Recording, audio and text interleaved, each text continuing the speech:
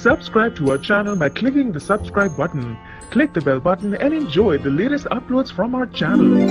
खुद अपने हाथों से काटी अनुपमा ने समर के इंसाफ की डोर, मगर हार नहीं मानेगा अनुज। नमस्कार दोस्तों, स्वागत करती हूँ आपका आपके अपने चैनल हंग्री स्पिरिट्स में। हंग्री स्पिरिट्स देख रहे सारे दर्शकों का मैं अंजू शर्मा दिल से स्वागत करती हूँ।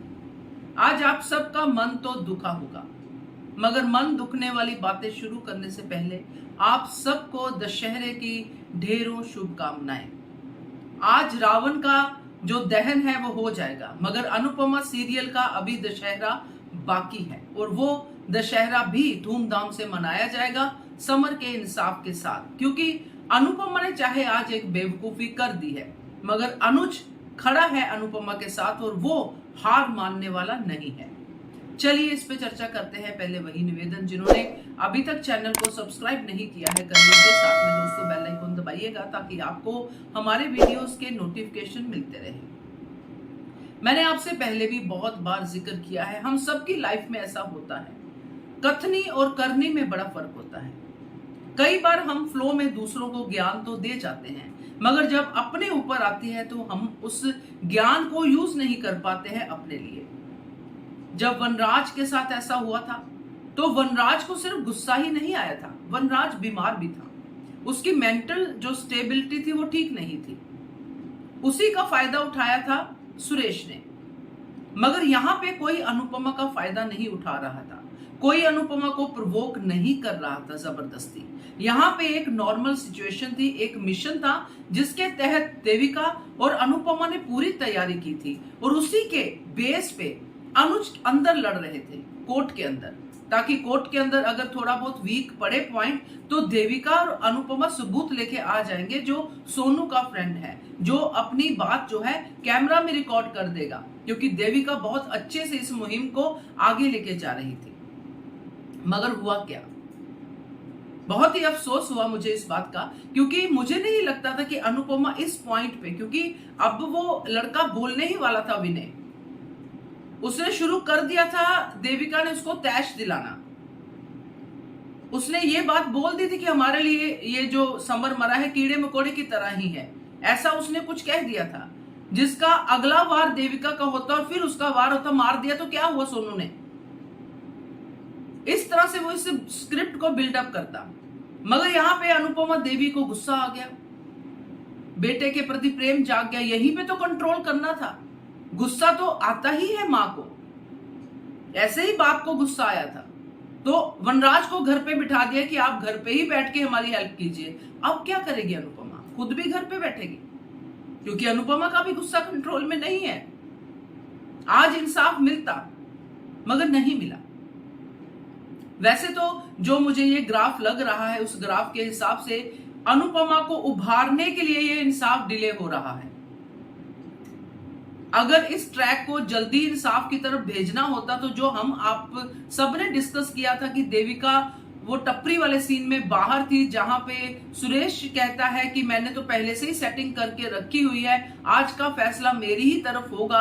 अगर वो बातें रिकॉर्ड हो जाती तो वो भी इंसाफ आज का आज ही मिलता, चमत्कार आज का आज ही होता। मगर अफसोस इस कहानी को थोड़ा और बढ़ाना है, दशहरे तक लेके जाना है, इसलिए पहली जो कोर्ट की जो होती है कार्यवाही उसमें हार तो होनी ही होनी थी इस स्टोरी के हिसाब से, तो वो हार हुई, उस हार का इफेक्ट हुआ।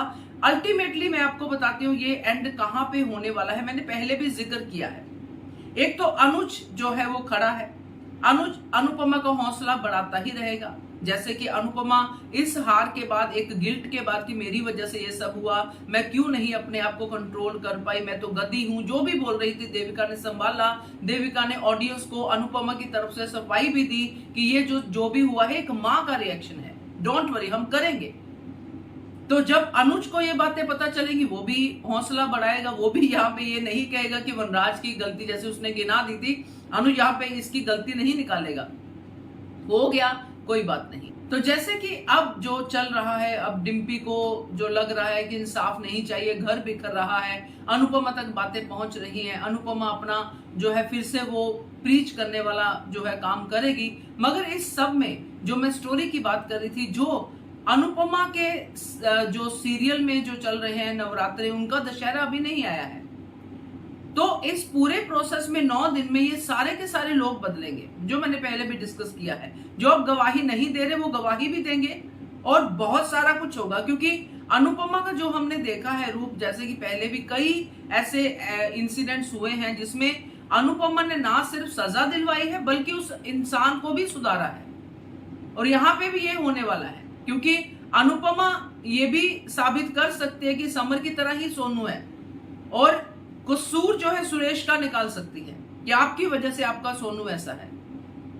और ये एक लेसन देने के लिए शायद इसको खींचा जा रहा है कि एंड में ये लेसन देना है कि जो पेरेंट्स अपने बच्चों को इस तरह बंदूक हाथ में देके भेज देते हैं उनका कितना बड़ा नुकसान करते हैं। तो ये पूरा का पूरा चंक कैसे जाएगा बाकी देखते हैं, क्योंकि मुझे ऐसा लगता है, क्योंकि नहीं तो अगर ये खत्म करना होता, बहुत सारे लोगों के कमेंट्स आ रहे हैं कि समर ट्रैक बहुत बोर कर रहा है, इरिटेट कर रहा है। अगर ये खत्म करना होता तो आज की सुनवाई में ही खत्म हो जाता, क्योंकि इनके पास चमत्कार करने के 2 चांस थे। एक तो विनय की गवाही, एक जो सुरेश की गवाही रिकॉर्ड कर लेते तो भी ये इंसाफ हो जाता, मगर ऐसा नहीं हुआ। तो मुझे तो ऐसा ही लगता है जो मैंने अपनी वीडियो में डिस्कस किया है। आप बताइएगा आपका क्या है कहना है इसके बारे में, कमेंट कीजिएगा। देखते रहिए channel Hungry Spirits. Thank you so much. Subscribe to our channel by clicking the subscribe button. Click the bell button and enjoy the latest uploads from our channel.